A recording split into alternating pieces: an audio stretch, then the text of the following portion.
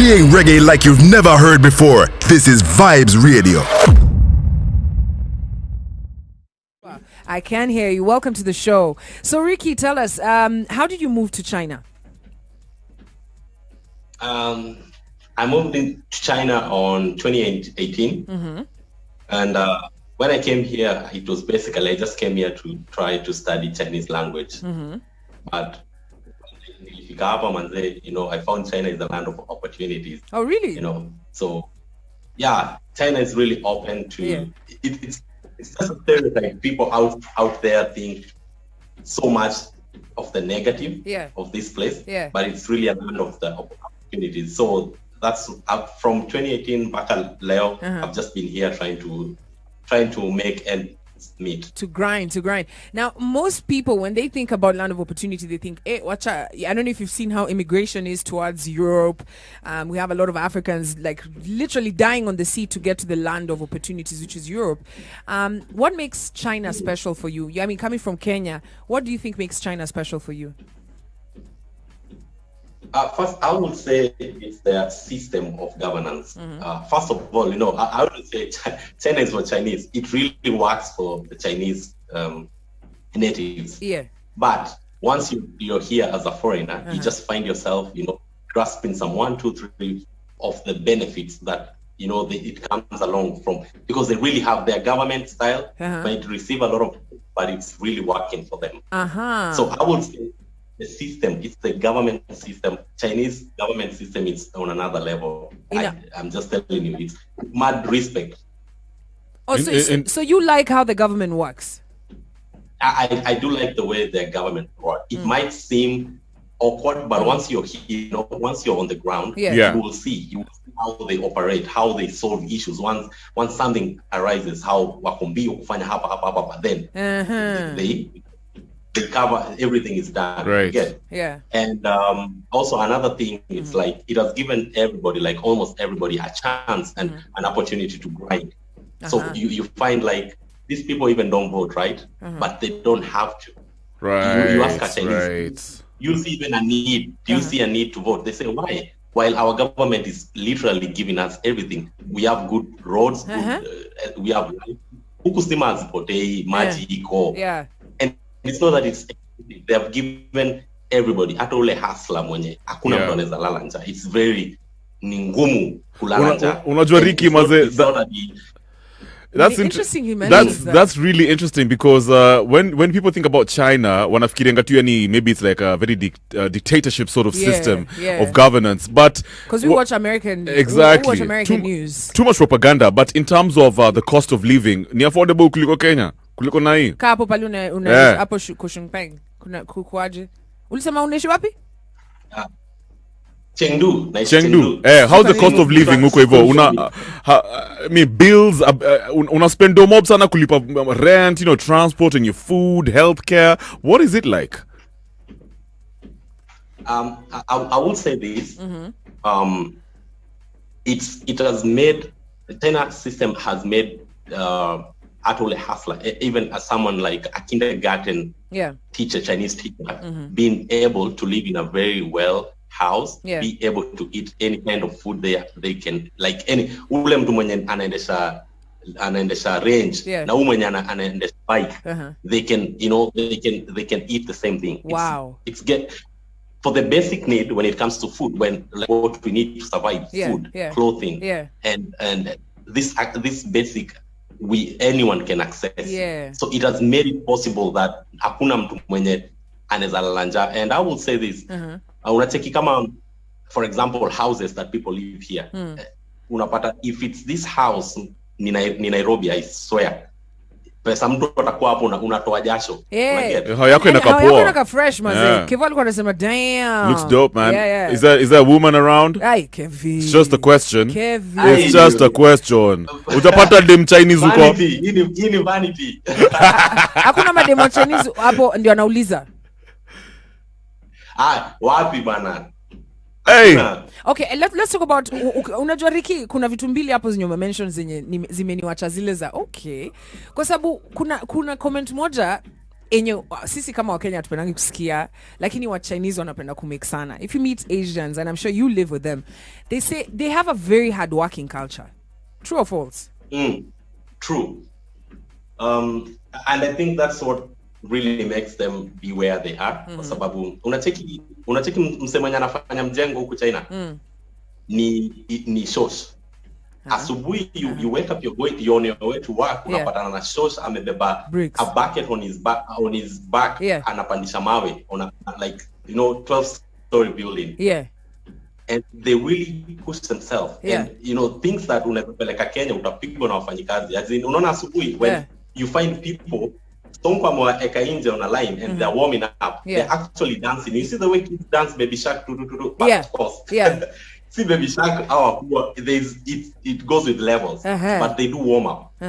They have this, you find them, in their company they are singing, they're chanting the mottos, they're repeating their goals and shouting. And now for everybody. Now for you as a Kenyan who's come from Kenya, I'm sure you umeishi hapa, you're born and raised here. Kwenda huko, did you, because they've brought some of this, discipline to the Wakenya wanafanya hapa, tuseme umemshow umeona videos za Wakenya wakitandikana na wa Chinese, right? Wakichapwa na kichapo. Does this also happen in China amongst Chinese people? First of all, say unajua China is like right now, if you've noticed, we had some like connecting to me was a little bit difficult. Yes. So that comes in even their government. Like you say, there is at some point level of dictatorship. So sometimes when Chinese act like this, you really don't blame them. But they are really locked in terms of information. If it's YouTube, they have their own YouTube. If it's Facebook, they have their own Facebook. Then they limit everyone to getting access of all this material. So you find when like me, a black guy is in China, when you see someone take a camera out and trying to take pictures of me and they're trying to be a little bit racist or trying to treat me different from the way they will treat others. It's because sometimes we just ignore them because they really don't know. They just hear Africa, wanasikia tu Africa. So unapatana nao wenye wanakuja huko Kenya and they are fighting. They just get overwhelmed. They're being paid well, but they get overwhelmed being in that environment, which is very different from their own place. So there are Chinese who are really very aggressive as well, but also we have a good number which are very educated. They know, okay, they're okay. They can live. They intermarry. And Rikki, you're an artist, yeah. I'm just curious. Izo mangoma zenye you drop over there. Fan base, how is it like, man? How is it being an artist in China, man? And how do you do your music? Is it in Chinese or in Swahili? I do in Swahili. I work with Kenyan producers. Okay. Shout out to like B Marvo. I work with the Kenyan producers, so it's really an interesting process because it's making the beats, recording, then sending back home for mixing and mastering. Yeah. And in terms of marketing, the market here, the city that I am, at least I'm lucky that Chengdu is a very open city. It's a popular city in China because it's very open. It's kind of an international city, cosmopolitan. Where you can't really walk like 5 minutes without spotting a foreigner. Okay. So you get we have like, if it's the clubs, we have a lot of African clubs. Wanacheza Saudi Soul, wanacheza Darasa, Diamond. You get? So we take advantage of this. While you see now, this Chinese will come to this foreign joints as a tourism spot. They want to see how we party. For sure. All right. Yeah. So then that's when now they get to. And does it pay? Does it pay being an artist there? Does it pay? Is it profitable is it profitable being an artist there? Are you thriving as an artist? Yeah, in terms of shows, it is. They really don't care what you're saying as long as you show them that you're enjoying yourself. The vibe is there. Yeah. All right. Playing reggae like you've never heard before. This is Vibes Radio. Rikki Stunner is live with us straight out of China. What is it? Kushungpe? Or Dungpeng? I forgot. Town inaitwaje tena? Oloiden. Nini? Tao, your place must stay.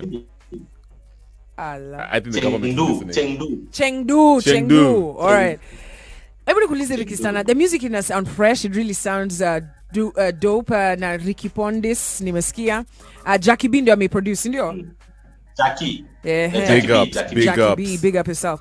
All right. So clearly muziki ni kitu unataka kupursue. Wase wa Kenya wana connect na from China? Yeah, they do connect. Na try as much as possible because you see, I'm naimba dancehall which is genge, right? Yeah. So he naimba na sheng, naimba na. So una try to kuwa real. Exactly. Hapa na China as much as I can speak a little of Chinese. I'm at kuimba na nini to myself, so at least I can connect to where I am from. Yeah. Ushaandika hook na Chinese. Hook. Yeah. Hey, it's the try bado. Try. Ngoja. Okay. Naanza kufollow hapa. Unatafuta content. Shanghai, Shuangshi. Na record na kusukumia. Hakuna pressure. Bro, let me ask you bede kabla to bounce history ya COVID China, did it really scare you? Ilikustua sana? Kenya? For sure I did. When ilianza. Yeah. Actually I had booked. It's just that my company had asked me to stay. Walikuwa zile za you can trust China, but I was leaving. Yeah. I had family members who actually left. But I was like, for some reason, what's that need to leave? Yeah. But because it was something else. It was like I said, their government, Rajua, they do everything and not ask for any advice. They do what they want, right? So of course, for some reason, it didn't be a panic because everyone was like in the darkness. You don't know what's happening. Yeah. We are not accessing information. Yeah. And kuna rumors here and there. And ilikuwa normal. I would say I wanted to come, but for some reason, I also say at some point I say I'm really very grateful I didn't. Yeah. Like give up yet. And Rikki, I know that there's a lot of Kenyans wamesikia story ya Rikki washaanza kutafuta passports, visa kuja China. Tell me two things that you're like, I wish we could borrow this from China as Kenya. First of all, I would just say it's our government. We cannot be as Chinese government, definitely. I'm not trying to compare. Yeah. Unajua, this is a small country. At least, if the government first of all could have the spirit of, unajua, putting their people of like interest on their hand. Yeah.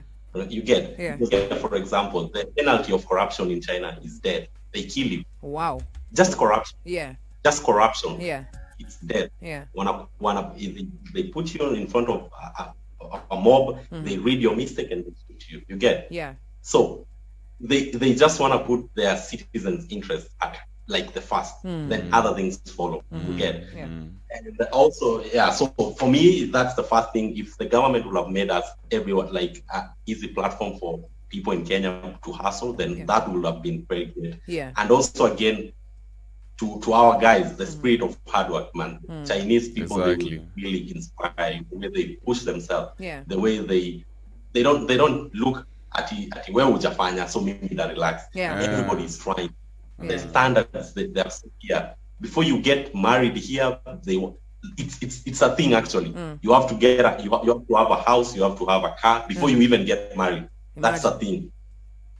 So unapatana na maboys wana hustle, wanunue nyumba, wanunue gari ndo waende kwa kina mdemu. Playing reggae like you've never heard before. This is Vibes Radio.